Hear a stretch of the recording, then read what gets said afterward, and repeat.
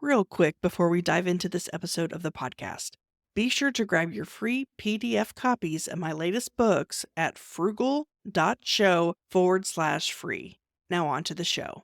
Welcome to the Frugalpreneur podcast. I am your host, Sarah St. John.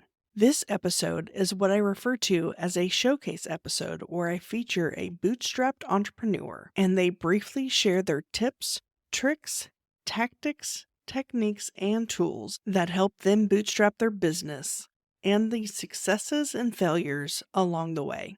My hope is that each of these showcase episodes will provide at least one valuable takeaway that you could implement right away in your own bootstrap business journey. Now on to the episode. I've started a couple of businesses over the years, but Developreneur was a little bit more of a labor of love kind of an approach. It was something that came out of a desire to help other people. Part of it was just sharing all of the experience I'd had in some of the other jobs and consulting and working in numerous startups and environments. And I realized that I'd spent a lot of time learning a lot, and it made sense to essentially give some of that back, to spend some time doing, initially it was blogging, but then podcasts, presentations, mentor type sessions. And all of this is really just to go out there and a little bit, it is a little bit selfish because it helps me because it means that there are better teams and better resources available out there to get the work done and to really just overall raise the average level of the playing field when you're talking about software development in particular, but also helping those that are trying to do their side hustles and launch their own little startups of varying sorts. A side hustle is almost always a bootstrap of some sort. The initial resources that you're giving are time. And there are some costs and things like that, obviously, part of any given business. In my particular situation, I had prior businesses and I had some other needs and requirements outside of this one. And so it was really a little bit of a shared resources, shared cost bootstrap kind of an approach. Is that there would be something that I needed to do for like my primary consulting business. And as part of that, I would look at it with an eye towards, in this case, Developreneur and some of its needs. What is it that I needed to do for it? What are some of the resources I needed? For example, it would be things like a website and servers to host the website. And for the podcast, it was microphone and email addresses and things like that. All of those sort of administrative type details that you need to just get an online site going. And I was able to utilize extra resources in some of these other areas. I had a server that initially was just a demo server for consulting. It was for development that I was able to convert over, or not convert, but actually use some of that space to launch the Developreneur site until we got to a point where we could actually pull that off separately. I had to do calls all the time. And so instead of just keeping it simple, online calls, instead of keeping it simple, I said, you know what, I'm going to go ahead and step up to a microphone and actually do it with a focus towards being able to do podcasting so that I could get something that was useful for sort of a two birds with one stone kind of approach. And then from there, I just continued to have this want and need list for the Developreneur side and would keep that there and look at other areas where I could either adjust a purchase or in some other case say, oh, all right, I've got to go tackle this. So let's take on maybe a little bit of extra work.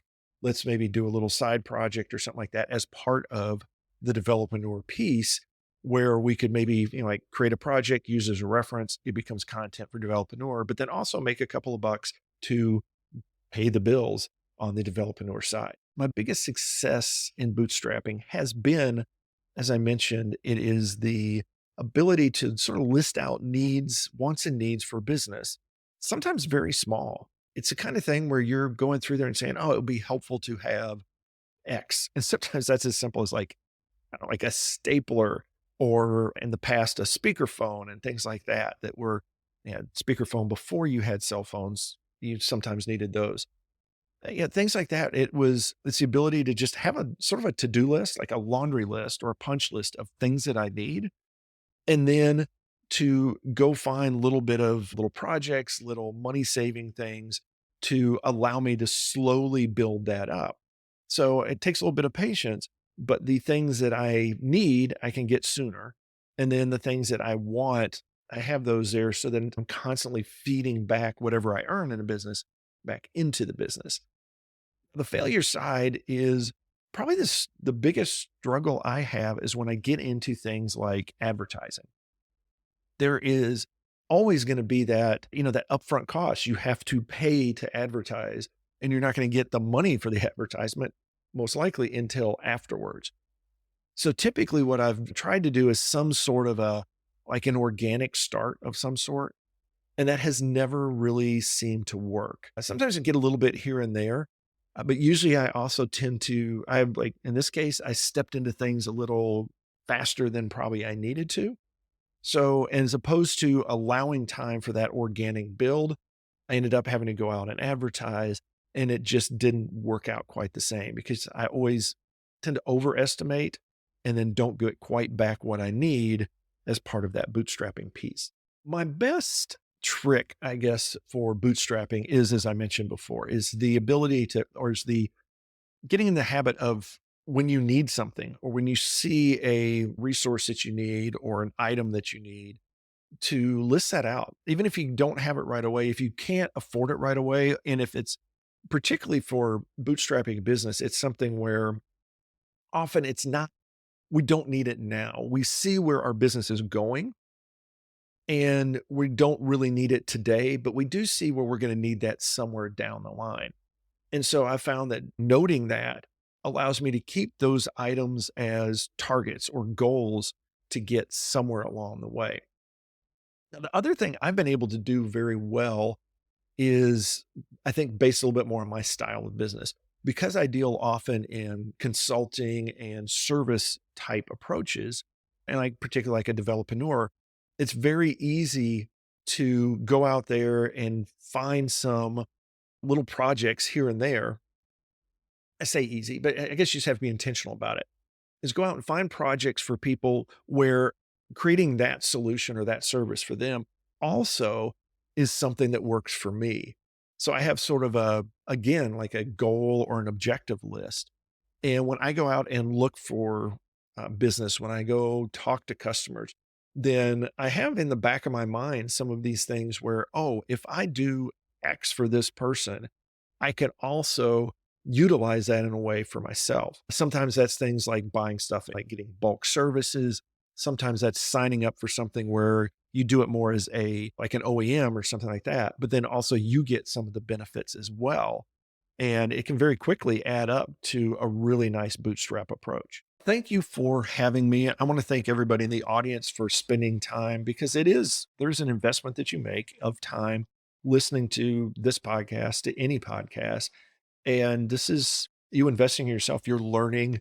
And I really appreciate that. We wouldn't be here without the audience members giving some of their time and some of their attention to some of the topics we've talked about.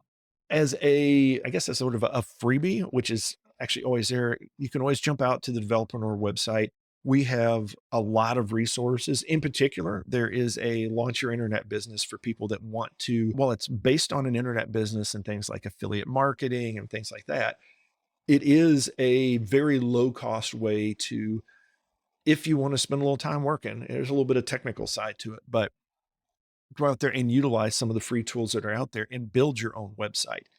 At the very least, I think you can get, just in going through this video series, you can get an idea of what's out there, what are some of the things that are available, and how some of these places that you may hire to do your website or to get your online presence out there, these people can get there and you got a better feel for what they're doing and what is the effort involved and what are some of the tools that are available, particularly for things like hosting and having like a content management site and things like that. It can be they can seem daunting and seem like they would be very big tools and very time consuming to create. Yet there are ways to do it at a low cost and allow you to sort of dip a toe in and then move forward. I hope you enjoyed that episode and were able to take away a valuable nugget of information that you can implement right away in your own business. If you feel your story would be valuable for the listeners of this show, please visit frugal.show/guest. Thank you so much for listening to this episode. If you haven't already, don't forget to grab your free PDF copies of my latest books at frugal.show/free. Until next time.